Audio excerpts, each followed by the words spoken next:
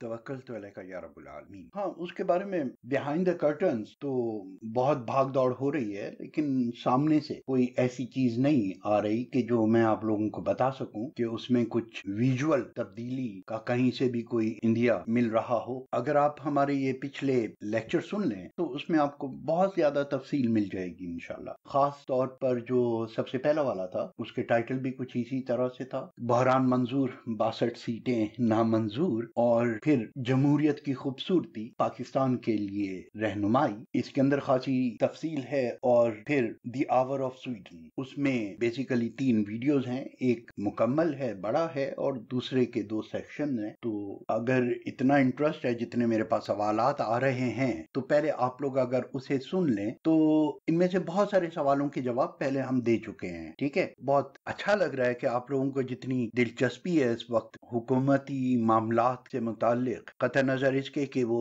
किस मुल्क से उसका ताल्लुक है, आप लोग मुस्तकबिल के वारिस हैं माशाल्लाह। इतनी बारीक बीनी से अगर आप किसी मुल्क के ऐसे हालात को देखते हैं और समझने की कोशिश करते हैं तो इंशाल्लाह ये आइंदा चलकर आपको इससे बहुत मदद मिलेगी अपने कैरियर्स में और मुल्क को सर्व करने में। क्योंकि यहाँ वो पुरानी कहावत है ना, जो लोग तारीख से इस्तेफादा नहीं करते वो तारीख दोहराने पर मजबूर हो जाते हैं। तो he is a wise who learns through experience and he is a wiser who learns through others experience. तो ये एक खूबसूरत मिसाल है। तो यहाँ पर सबसे पहले जो सबसे इंपॉर्टेंट सवाल है वो ये कि क्या नया इलेक्शन होगा, और अगर नया इलेक्शन हो स्वीडन में तो उसके रिजल्ट क्या होंगे। तो सबसे पहली बात तो ये है कि ये नया इलेक्शन क्यों हो और क्यों करने दिया जाए। अगर इस वक्त हम देखें तो अब फिर मुझे पिछली मिसाल देनी पड़ेगी। मुझे अच्छा नहीं लगता ये, बिल्कुल I am quite hesitated to refer to own lectures, लेकिन एक बेहतर बैकग्राउंड के तौर पर अगर आप इसे देख लें तो ज्यादा अच्छा है। तो चलें थोड़े से रेफरेंसेस हम भी दिए देते हैं। जिस तरह से ये कहा कि पाकिस्तान में तहरीक इंसाफ बन गई, पहले 1 सीट फिर 13 सीटें और फिर इसी तरह से हुकूमत में आ गए। MQM पहले 1 सीट फिर 3 सीट और फिर उसके बाद इतफाक से उनकी भी 13 सीटें, लेकिन जब उन्हें 13 सीटें मिली तो उस वक्त उन्होंने हुकूमत से बाइकआउट का ऐलान कर दिया। नेक्स्ट इलेक्शन में वो इलेक्शन ही का बाइकआउट करके बैठ गए कि 13 सीटें मिलने के बावजूद हमें कुछ नहीं मिला था। तो 13 सीटों पर उन्हें 3 मिनिस्ट्रियां दे दी गई थी भाई, लेकिन क्योंकि उससे वो कुछ अवाम की खिदमत नहीं कर सके तो ये बहाना ले लिया, जो आजकल नवाज शरीफ साहब हर जगह कहते फिर रहे हैं कि मुझे काम नहीं करने दिया गया, मुझे काम नहीं करने दिया गया। काम करना एक चीज है, करप्शन करना दूसरी चीज है। बहरहाल तो इसी तरह से इस वक्त स्वीडन में हो रहा है कि अगर आप देखें कि 1 मिलियन वोट्स को आप नजरअंदाज नहीं कर सकते, जैसे हम ये पहले कह चुके। और हमने ये कहा था कि किसी भी दुकान पे चले जाएं, किसी भी जहां 4 5 6 आदमी खड़े हुए हों, वहां पर आपको एक आध SD पार्टी का जरूर मिलेगा। लेकिन थोड़ा सा मजीद इसे फैला के देखिए।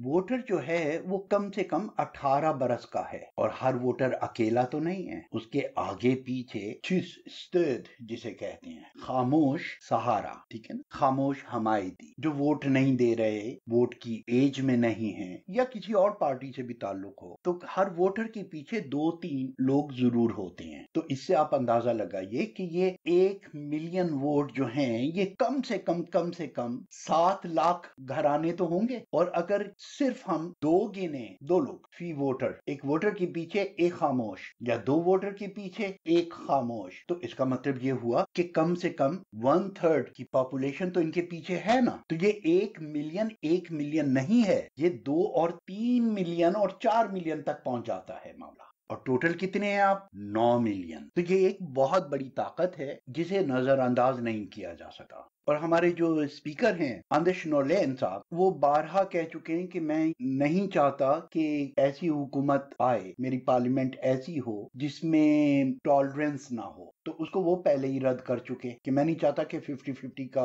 हाउस हो, या वहां पर आने वाले जो बिल हैं वो रद्द कर दिए जाएं। ऐसी हुकूमत तश्कील पाए जिसमें टॉलरेंस लेवल ज्यादा हो। तो वो किस तरह से मुमकिन है? यानी इन 62 सीटों को आप नजरअंदाज ना कीजिए, किसी ना किसी तरीके से इसे शामिल रखें। और ये हम बता चुके हैं कि उनके पास कितनी पावर्स हैं। तो सबसे पहले ये सवाल कि स्पीकर साहब का जाती इंटरेस्ट क्या होगा। एक जॉब है और एक इंटरेस्ट भी है। तो पहले इंटरेस्ट का इजहार तो उन्होंने खुद कर दिया कि मैं नहीं चाहता कि मेरे दौर में ऐसी पार्लियामेंट हो जिसमें टॉलरेंस ना हो। लेकिन दूसरा ये कि अगर वो इलेक्शन करवाते हैं तो इलेक्शन का करवाना एक किस्म के अपने इस्तीफे का ऐलान है, इस पर कोई बात नहीं कर रहा। क्योंकि अगर ये इलेक्शन करवाते हैं तो उसके बाद ये खुद भी स्पीकर नहीं रहेंगे। वो सजाए मौत से मुतालिक वो याद है हमारा लेक्चर जिसमें ये बताया था कि जल्लाद का अगर हाथ ओछा पड़ जाए तो फिर वो जल्लाद सबसे पहला विक्टिम होता है, नए जल्लाद का। तो ये जो पार्लियामेंट के जो स्पीकर साहब हैं इनका भी यही मामला होता है कि जब ये नए इलेक्शन का ऐलान करेंगे तो उसके साथ ही नई पार्लियामेंट जो इलेक्ट होकर आएगी वहां पर एक नया स्पीकर होगा। तो अब आप समझ सकते हैं कि इनकी कितनी ख्वाहिश होगी कि नया इलेक्शन ना हो। ठीक, तो उसके लिए ये पहले अपने तमाम वो चीजें पूरी करेंगे, यानी उन तमाम पावर्स का इस्तेमाल करेंगे। मैं ये नहीं कह रहा कि कोई बदनीयती होगी कि सिर्फ अपनी जॉब बचाने के लिए, लेकिन हर आदमी जब एक जगह पर आता है तो ये इतना तो उसका हक बनता है ना कि मैं इसके तौर पर जो जॉब मुझे मिली है तो उस पर बैठकर काम भी करूं। तो अभी तक उन्होंने कोई सेशन तो लिया नहीं पार्लियामेंट का, तो सिर्फ इतना सा अपने ऊपर धब्बा लेके जाना तो नहीं बनती ना बात कि एक तारीखी हैसियत भी मिली, स्पीकर गैलरी में इनकी तस्वीर भी लगी और कुछ भी नहीं कर सके, जबकि इन्हें मालूम है कि जब मैं तारीख में ऐसे आया हूं तो थोड़ी ही और कोशिश करके तारीख का सबसे कामयाब तरीन स्पीकर भी बन सकता हूं। तो इनकी यकीनन ख्वाहिश उस तरफ होगी और उसमें ये ओवरगॉन्ग रियरिंग जिसे हम कहते हैं उबूरी हुकूमत, उसको भी तूल दे सकते हैं। अच्छा, यहाँ पर ये एक सवाल था कि इस वक्त स्वीडन का प्राइम मिनिस्टर कौन है। तो इस वक्त स्वीडन का कोई प्राइम मिनिस्टर नहीं है, लेकिन एडमिनिस्ट्रेटिव चीफ की हैसियत से स्टीफन लोवेन साहब ही हुकूमत चला रहे हैं, जिसे आप सीईओ कह सकते हैं। ठीक है, और अगर उबूरी हुकूमत लंबे अरसे के लिए आती है तो मोर प्रोबेबली तब भी यही चीफ होंगे, लेकिन शायद कोई रद्दोबदल हो सके, जो मुझे नहीं लगता, क्योंकि वहां पर ये देखना जरूरी होगा कि सबसे बड़ी पार्टी बहरहाल 100 मैंडेट्स की यही है। ओके, अब आप आइए एफाम और तफहीम की तरफ। इस पर तक की पोजीशन यह है कि जिमी ओकेसन साहब ने एक गलती की, लेकिन उस गलती को उन्होंने इतनी खूबसूरती से संभाला है कि वो उनका अपना ख्याल हो या उनके ऐसे मुशीर हो, बहरहाल जंग फौजें लड़ती हैं, क्रेडिट तो जर्नैल ही को मिलता है। तो मॉडरेट्स को फुल गो हेड देने के बाद, जबकि ये खामोश भी रह सकते थे, लेकिन इन्होंने मॉडरेट्स के लिए वोटिंग में हिस्सा लिया और मॉडरेट की नाकामी इनकी नाकामी भी बन गई, या बालफाज दीगर ये कह सकते हैं कि इनके उन्हें हेल्प करने के बावजूद ये नाकाम रहे, कि जिसका इन्होंने साथ दिया तो उसमें इनको कोई क्रेडिट नहीं मिल सका, उनकी कामयाबी में वो नाकाम हो गए। उस नाकामी को इन्होंने इतनी खूबसूरती से हैंडल किया है कि इन्होंने ये ऐलान कर दिया है कि कोई भी आए, यानी सोशल डेमोक्रेट्स अगर आएंगे तो ये उनका भी साथ देंगे। तो इनका वो पहला मुतालबा कहाँ गया कि हमें रिकग्नाइजेशन दी जाए, हमें तस्लीम किया जाए, जो कि सब के सब इनकारी हैं। अब निचली सतह पे तो ये मैं बता चुका हूँ कि हर कम्यून में इनके साथ सेंटर पार्टी की जो वो आना लोव हैं तो कितने बुलंदो बाला दावे कर रही थी कि इनके साथ बिल्कुल ताउन नहीं किया जा सकता, बल्कि वो तो वेंचर पार्टी को भी बाहर निकाल रही थी। लेकिन कम्युनल सतह पर, कम्युनिटी सतह पर, म्यूनिसिपैलिटी सतह पर वो इनके साथ पींगे बढ़ा रही थी। आने लोग जो हैं, अगर नया इलेक्शन होता है तो वो सबसे बड़ी विक्टिम साबित होंगी। रिक्सडाग यानी असेंबली से बाहर तो नहीं होंगी, लेकिन यूं कहें कि ज्यादा से ज्यादा 4% जो एक लिमिट है रिक्सडाग में आने की या पार्लियामेंट में आने की, तो वो उस हद तक महदूद हो जाएंगी, जबकि इस वक्त उनके पास 31 सीटें हैं। हमने शुरू में ही कहा था ना कि वो आने लोग जो हैं वो ना सिर्फ ये कि अपने वोटर्स की नजर में, बल्कि हर एक की हमदर्दी उन्होंने खो दी है, क्योंकि ये साफ नजर आ रहा है कि उनकी उंगलियां हालात की नफ्स पर नहीं है और उन्होंने अपनी हैसियत कतई तौर पर गंवा दी है। तो अब उन्हें शायद अपनी पार्टी पोजीशन से भी मुस्तफी होना पड़े, क्योंकि वो अपनी पार्टी के लिए बहुत बड़े नुकसान का बाइस बन चुकी हैं ऑलरेडी। इसी तरह से मॉडरेट्स नेवर से नेवर कहने के बाद ऊपर से नहीं, म्यूनिसिपैलिटी सतह पर वो भी इनके साथ मुज़ाकरात में मुसलसल रहे, जिसका मेन स्ट्रीम मीडिया ने कोई जिक्र नहीं किया और उसकी वजूहात हम दूसरे अपने लेक्चर्स में कर चुके हैं तफसील से। इसी तरह से सोशल डेमोक्रेट्स बजाहिर वो भी एक हार्ड लाइन लिए चल रहे हैं कि हम इस पे इनके साथ कोई ताउन नहीं करेंगे, इन्हें शामिल नहीं करेंगे, लेकिन ये किसकी गारंटी पे हर एक के साथ ताउन कर रहे हैं? एक बैक ऑफ तो नजर आता है ना। तो एक बैक ऑफ तो किया ना इन्होंने अपने स्टांस से, जिमी ओकरसन साहब ने, कि जब इन्हें खुली रिकॉग्नाइजेशन नहीं मिल रही तब भी ये हर एक से ताउन करने के लिए तैयार हैं। तो बजाहिर मासूम बनकर ये इंप्रेशन देने की कोशिश कर रहे हैं कि देखें हम तो हर एक के साथ तैयार हैं, ये लोग हमें नहीं दे रहे, ताकि अगर नए इलेक्शन हो तो लोग सोचें दिस वे और दैट वे, या तो इनको रद्द कर दें और या फिर इन्हें भरपूर मैंडेट दें कि ये सबसे बड़ी पार्टी बनकर सामने आए, जैसे कि तहरीक इंसाफ। ठीक, अच्छा। और नाकामी की सूरत में इनके जो वोट हैं वो दो तरफ जाते हुए नजर आते हैं। थोड़े से सोशल डेमोक्रेट्स को यू कैन से 2% हम ये कह सकते हैं कि मॉडरेट से कम होंगे। यहाँ पर 2 का फिगर बहुत इंपॉर्टेंट है। तो अगर किसी पार्टी में बढ़ रहे हैं तो 2% बढ़ेंगे और जहां से घट रहे हैं तो 2% घटेंगे। तो ये 2% की गेम होगी, लेकिन सबसे ज्यादा विन करने वाले मेरे नजदीक 2 पार्टियां होंगी और वो अपनी अपनी एक्सट्रीम पर हैं, for right and for left. खोदे क्रिस डेमोक्रेट यानी क्रिश्चियन डेमोक्रेट्स और वेंस्टर पार्टी, याद दिलाने की जरूरत पड़ती है कि फॉर्मर कम्युनिस्ट पार्टी। तो जो मजहबी तबका है वो इनमें से उधर चला जाएगा क्रिस डेमोक्रेट की तरफ, और जो मजहबी नहीं है वो वेंस्टर पार्टी की तरफ चले जाएंगे, क्योंकि बुनियादी मंशूर इन तीनों पार्टियों का एक ही है कि दबे हुए तबके को उठाना। तो जैसे हमने कहा था कि अगर वो क्रिस डेमोक्रेट इन्हें बैप्टाइज कर लें तो ये उनके साथ इनका इल्हाक बहुत जबरदस्त हो सकता है। बहरहाल, लेकिन मौजूदा कार्ड जो ये खेले हैं जिमी ओकरसन, तो वो यकीनन इन्हें बहुत फायदा मिल सकता है। वो लोग जिन्हें ये धचका लगा कि इतना हमने इस पार्टी के लिए काम किया, इतने कोशिश की, लेकिन फिर भी इनको कोई एक्सेप्ट ही नहीं करता,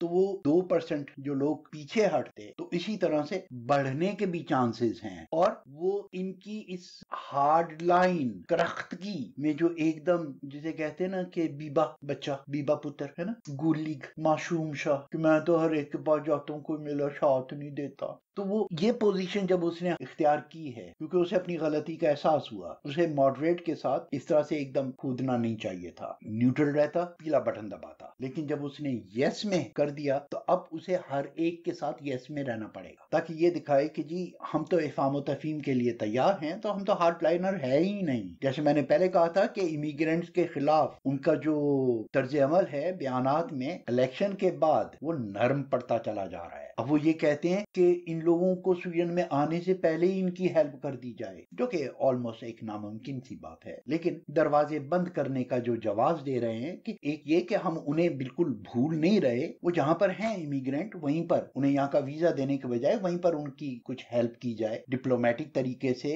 और पैसों से, और कुछ यूनाइटेड नेशन में एक फाल किस्म का किरदार अदा करके, रेफ्यूजी काउंसिल में एक फाल किरदार अदा करके वहां पर फंड वगैरह बढ़ाकर, स्वीडन की एड बढ़ाकर, और जो दरवाजा बंद करने के बाद जो लोग हमारे पास ऑलरेडी हैं तो उस तबके को हेल्प की जाए। तो इस तरीके पे कि जो हमारे जिम्मे आ रहे हैं तो वो जिम्मेदारी हम पूरे तौर पर निभा सकें। जैसे मैंने पहले कहा था कि ये अपील करती है ना बात, तो अब इनकी पॉलिसी इस तरह से नरम हो चुकी है। और दूसरी तरफ इन्होंने ये ऐलान कर दिया है कि हम हर एक के साथ ताउन करने के लिए तैयार हैं। हाँ, लिबरल्स पार्टी वाले वो पहले ही ऐलान कर चुके हैं कि हम हर एक से ताउन करने के लिए तैयार हैं। वेंस्टर पार्टी वाले वो पहले से ऐलान कर चुके हैं कि हम हर एक के साथ ताउन करने के लिए तैयार हैं। तो अब जो 3 तारीख को स्टीफन लोवेन जब स्पीकर साहब आंडर्स नोलेन साहब के पास जब जाएंगे तो यकीनन लिबरल्स की भी कोई ना कोई उनके पास गारंटी होगी। और ये जब एसडी पार्टी वाले हर एक को यस का वोट दे रहे हैं तो यकीनन ये भी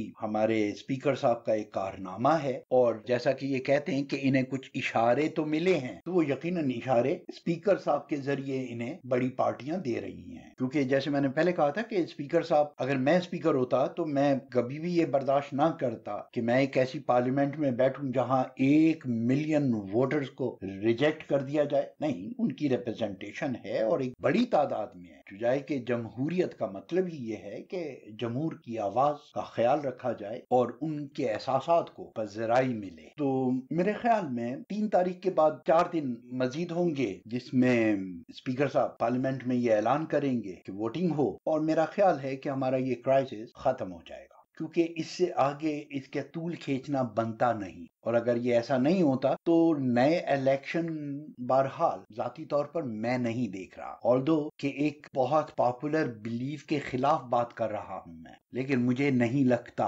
कि स्पीकर साहब इतनी जल्दी अपनी हार मानेंगे। वो यकीनन ओवरगॉन रियरिंग को मजीद वक्त देंगे। तो देखते हैं क्या होता है। तो लिबरल्स के जो यॉन ब्योर्कलुंड जो हैं वो पहले ही कह चुके हैं कि हम हर एक से ताउन करने के लिए तैयार हैं। उनके पास तकरीबन 20 सीटें हैं। मेरे ख्याल से वो काफी डिसाइसिव साबित होती हैं। तो उनकी तरफ से इतनी नरमी भी काफी है कि वो उनका ये ऐलान कि हम हर एक से ताउन करने के लिए तैयार हैं, हमारे दरवाजे हर एक से मुज़ाकरात करने के लिए खुले हैं, जिस पर उन्हें इस तंज का भी सामना करना पड़ा कि क्या आप अपने लिए कोई मिनिस्ट्री ढूंढ रहे हैं। तो उन्होंने कहा कि मिनिस्ट्री का इनकार नहीं किया, बल्कि बात को पलटाते हुए ये कहा कि मैं अपने वोटर्स के लिए बेहतर से बेहतर तरीकाकार ढूंढने की तलाश में हूं कि जो जहां से मैं उन्हें बेहतर तौर पे सर्व कर सकूं। It's intelligent answer. गो के इनकी पार्टी में यानी इस कोने वगैरह में तो बहुत ज्यादा डेमोन्स्ट्रेशन हो रही हैं, बहुत जबरदस्त किस्म की गर्म डिबेट्स हैं कि किसी भी हालत में लिबरल्स को सोशल डेमोक्रेट के साथ ताउन नहीं करना।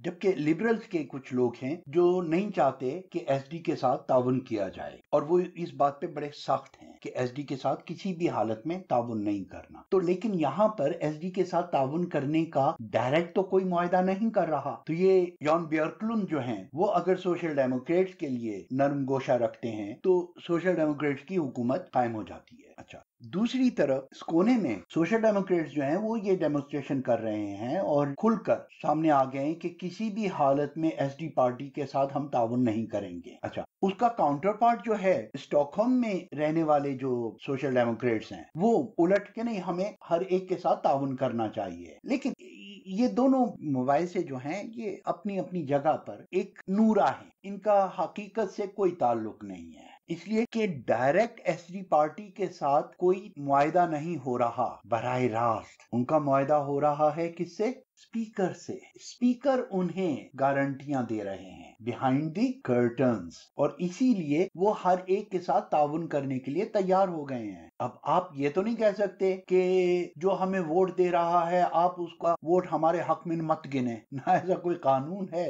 और ना ही कोई ऐसी लॉजिक है। तो उनको तो हर हालत में मिल रहा है, लेकिन पार्टी के अंदर मुख्तलिफ इलाकों में अपने लोगों को उनके साथ ताउन के लिए जो तैयारी है उसके लिए ये फोनी डिबेट्स क्रिएट की जा रही हैं कि एक आम पब्लिक ओपिनियन इस चीज के लिए तैयार किया जाए कि अगर खुदा न खास्ता नए इलेक्शन होते हैं तो जहां पर एसडी पार्टी की ताकत है वहां पर सोशल डेमोक्रेट उनके साथ ताउन करने वाले नजर आए, और जहां पर वो कमजोर हैं एसडी पार्टी वाले वहां पर सोशल डेमोक्रेट हार्ड लाइनर नजर आए, ताकि दोनों तरफ विन विन सिचुएशन हो। तो इसे कहते हैं सीधी दिखाकर उल्टी मारनी। मजेदार सिचुएशन है। तो आंडर्स नॉलेन साहब जो हैं एज ए स्पीकर, रिजटॉक के स्पीकर के तौर पर अपने हाथ में थूर हामरे लिए हुए, ये थूर हामरे जो है वो वाइकिंग गॉड्स में से एक थूर नामी देवता थे, तो उनका हथौड़ा मशहूर है और हम स्पीकर के इस इंसाफ के हथौड़े को थूर हामरे यानी थूर का हथौड़ा करार दे चुके हैं। तो अब देखते हैं इसकी चोट कितनी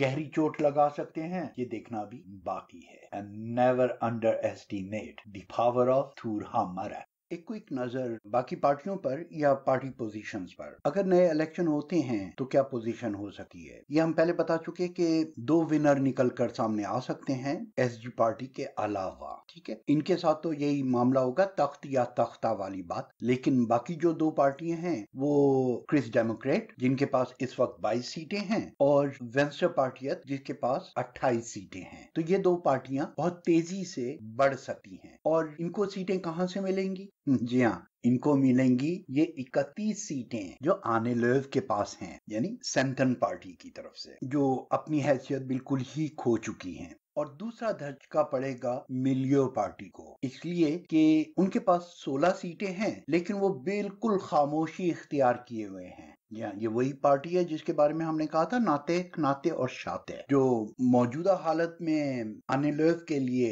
एक रुकावट बने रहे और इसके अलावा उनका कोई फाल किरदार नजर नहीं आया। बयानात की सूरत में भी वो अपने अंदरूनी मामलात ही में ही घिरे रहे। तो यकीनन उनके जो वोटर्स हैं वो इंतहाई मायूस हुए होंगे। तो नए इलेक्शन अगर होते हैं तो उससे पहले उनकी पार्टी के अंदर बहुत ज्यादा उथल पथल हमें नजर आएगी, जो यकीनन इतनी फाल भी साबित नहीं हो सकेगी फौरी तौर पर। तो वहां से भी बहुत सी सीटें निकलेंगी और ये जो लिबरल्स हैं इन्हें भी झटका लग सकता है, क्योंकि इनके जो वोटर्स हैं वो सोशल डेमोक्रेट के साथ ऐसे किसी ताउन के लिए तैयार नहीं होंगे जैसा कि इनके लीडर ने ऐलान किया है। गो के डायरेक्ट ये नहीं कहा कि हम सोशल डेमोक्रेट्स को हेल्प करेंगे या उनके साथ मिल रहे हैं, लेकिन इन्होंने इतना जरूर कहा है कि हमारे दरवाजे हर एक के लिए खुले हैं, जो शायद इनके डाई हार्ट वोटर्स जो हैं, कदामत पसंद वोटर, उनको ये चीज अच्छी ना लगे। एक पार्टी की साख होती है ना, कदीम साख जिसे हम कहते हैं, रवायती, तो अगर ये अपनी उस रवायत से हट रहे हैं तो यकीनन वो इनके लिए नुकसानदेह भी हो सकती है। लेकिन दूसरी तरफ ये इनको फायदा भी दे सकती है कि फौरी तौर पर एक नया ब्लड आ जाए पार्टी वोटर्स में और यंग वोटर्स जो हैं वो शायद इन्हें पसंद करें। लेकिन फिर भी वो मामला क्या होगा, -+0-0, अगर कुछ हटेंगे तो कुछ मिल भी जाएंगे। लेकिन दो पार्टियों को तो बिल्कुल ही निचली सतह पर देख रहा हूं, जिसे हम कहते हैं कि 4% की सतह पर। If they are in so just जिसे कहते हैं स्वीडिश में, कि barely they can make it into the parliament। Moderates जो हैं अगर नया इलेक्शन हो तो शायद ये 64 से 68 सीटें लेंगे। इस वक्त इनके पास 70 हैं। सोशल डेमोक्रेट्स जो हैं वो 2% ऊपर जा सकते हैं और वेंस्टर पार्टी और खोदे पार्टी क्रिस डेमोक्रेट्स ये सबसे बड़े विनर्स के तौर पर सामने आ सकते हैं इस मौजूदा सिचुएशन को देखते हुए। तो ये तो था एक ओवरव्यू। वल्लाह आलमुल सवाब, असल इन बहरहाल अल्लाह को है, तो देखते हैं क्या होता है। अल्लाह पाकिस्तान और पाकिस्तान के हामियों को अपने हिफ्ज़-ओ-अमान में रखे। फ़ी अमान।